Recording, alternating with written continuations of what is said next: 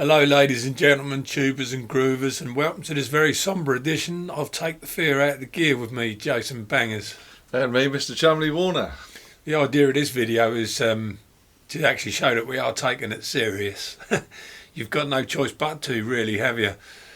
So I was yesterday sort of flying off the handle a bit and saying I don't believe any of this, you know.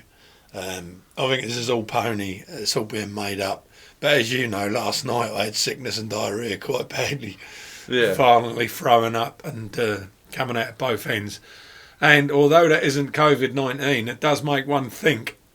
You've got to stop and think to yourself, hang on, if I really have got it, you know. So you can tell I'm not very well, but I haven't got any dry throat or anything like that. We're sitting 2 metres apart, which is luckily enough, we've got a wide enough angle lens on the camera to be able to do that, which is the same as they're doing in TV studios. The reason we're doing this video really is to show how it's affecting us per se, per person. And it really has started to affect in many ways. I think you should go first, Si, with what you've had to go through today. Well, I just found out some useful information, really, which will help you if you're in a similar situation. I'm self-employed, and obviously the government says they're going to try and help the self-employed people. So most self-employed people I know are, well, they've got their income has been reduced to nothing. Obviously, if you're in retail like myself, because we're sorry butting in, but we're at that stage now, folks, where we've been told we can't go out. It's not being enforced by law, but we've been told we have to stay in, haven't we? Yeah. So anyone self-employed can't work unless they work from home, can they? So sorry, mate, interrupted, but back to you. So I'm in retail, and any of our events we normally do, everything has been cancelled, and things are starting to be cancelled further into the year, you know, July, August. So it's looking pretty bleak. So to recap, a lot of us are probably thinking, well, let's apply for universal credit. So the first problem you'll encounter, if you ring the universal credit number, you will not get through. I was on the phone for 2 hours, over 2 hours last night, holding on. Nothing. You will not get through. But it's understandable, isn't it? Yeah, well, the whole country is trying to do the same thing. So we understand it. We're just saying it's a waste of time. So luckily, apparently the local universal credit, like the job centres and that, they're actually ringing people who've applied for it, having a chat with you. So I gave them all my details, and basically, in my case, if you're self-employed and you've got a partner who earns, because they take it as like a household, they don't look at you individually.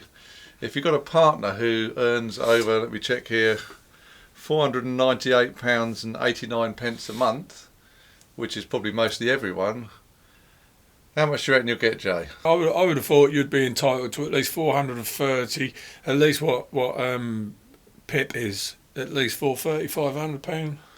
Yeah, and the shocker was, because let's just get over it, you will get nothing. Zero. You'll get absolutely zero. So the government helping self-employed, I guess they will, if they get their act together in a week or so's time and put their plans into action. Because the only thing you can get at the moment if you're self-employed is if you're self-isolating. I'm just looking at my sheet here. Which of course you are, aren't you?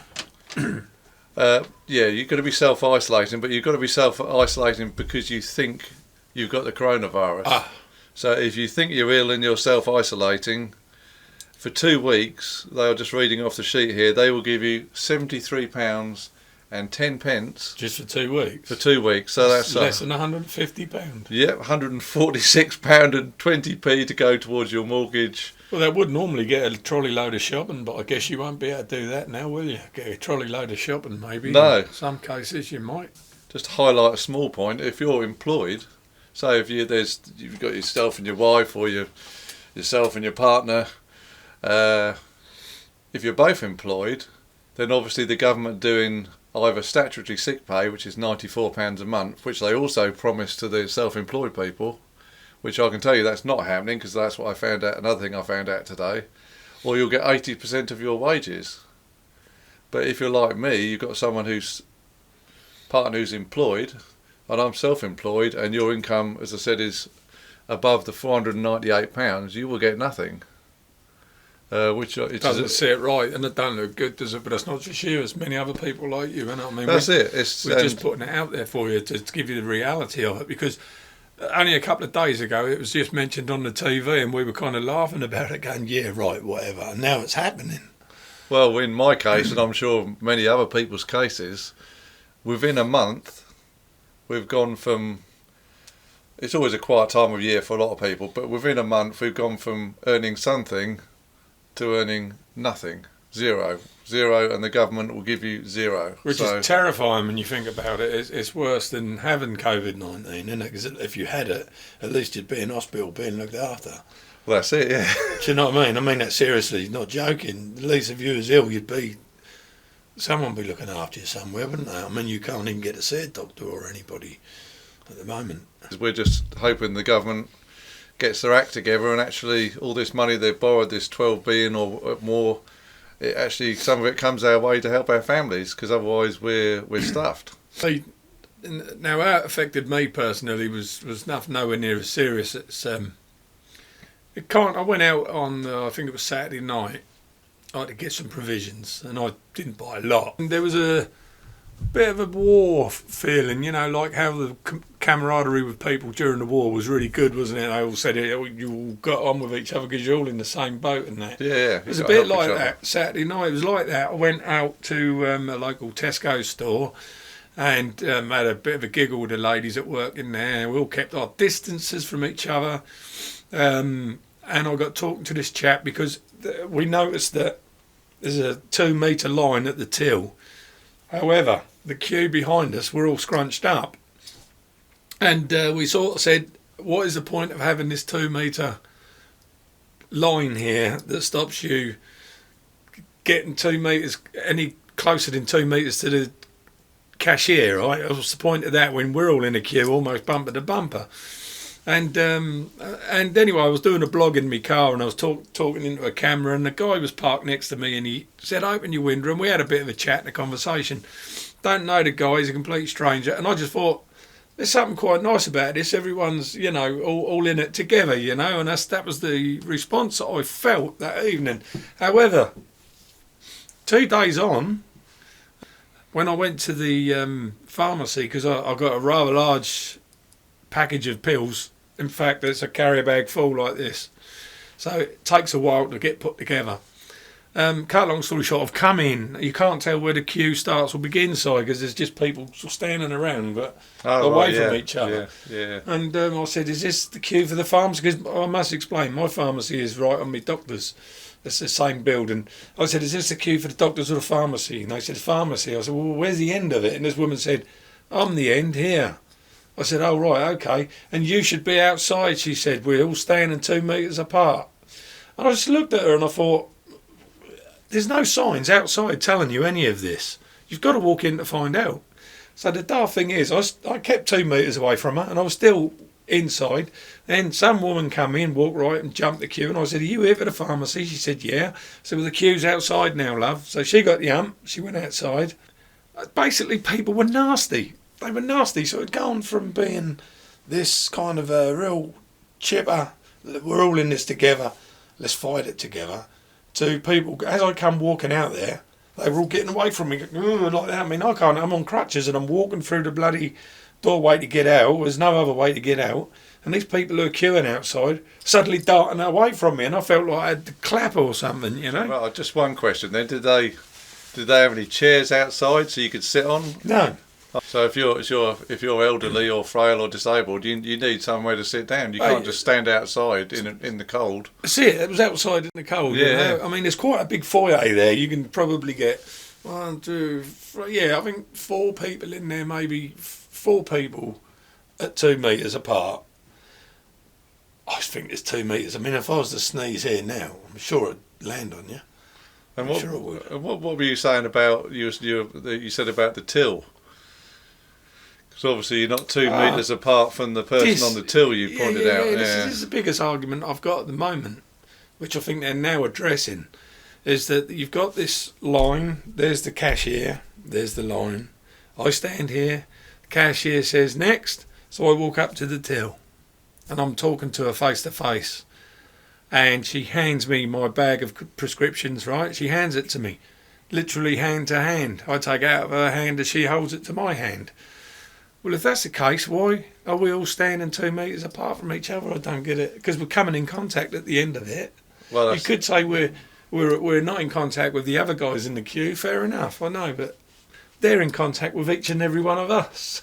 Well, that's it. And a similar thing today, I was picking up Jason provisions from the supermarket, and the same thing again. There was no 2 metre line, and I'm as far away from the checkout person as I am to the table here, and they're all touching all my food, putting it through the till, and then you see where we're going with this.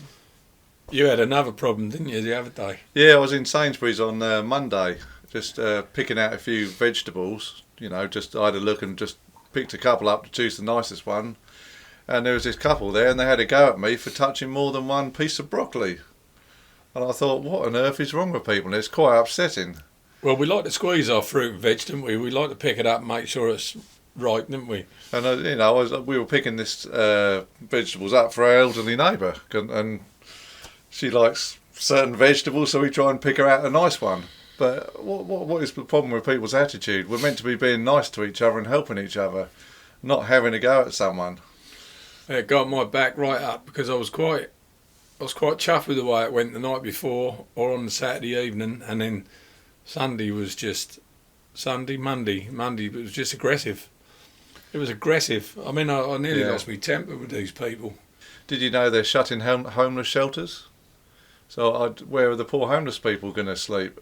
Things need to be looked at sensibly, really. One thing I've just thought of, going back to the money side of things, the government, for self-employed people, we're talking about giving them a £10,000 grant for small businesses, and I've looked into it, and it doesn't at this point seem likely any of us will get that either.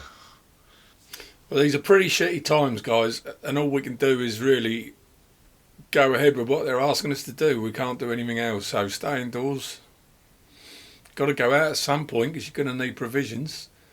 If you're the sort of person who's prepared to stay in whilst other people rally around for you, then that's all right if you are like really old or really badly disabled or something. But if you're capable of getting off your arse and going out and getting it yourself, do it, because you can't go putting other people at risk unnecessarily. What I heard the other day about the actual coronavirus, it's not the actual virus that kills you because it affects your lungs. Pneumonia, isn't it? So yeah, like Jay says, it gives you pneumonia. So obviously if you've suffered from pneumonia before or have any chest conditions, then you've got to be especially careful. It's like a horror movie, and I can't believe we're living it. Yeah, and I think you're allowed to go out if you're going to see like I'm helping Jay out because of his disabilities. I'm going to see my elderly mum just to make sure she's okay. I think you're allowed to go out, but if you're just going out for the hell of it, apparently, like in Italy now, they're going to fine you. So they're going to So we'll probably have to start making these videos soon. We might have to quit it up until the point where we're allowed to again. We might have to put little thumbnails up saying, due to coronavirus, there will be no video content. I mean, who knows whether Mum No Computer and other people, mind you, he works on himself, doesn't he? So it'll be all right. But any guys or people who collaborate with others might find themselves in sticky times. Really not too sure. So from this, as I say, sombre edition of Take the Fear Out of the Gear, guys, it's goodbye from me, Jason Bangers. And it's goodbye from me, Mr. Chumley Warner. Stay at home and stay safe, guys. Take care.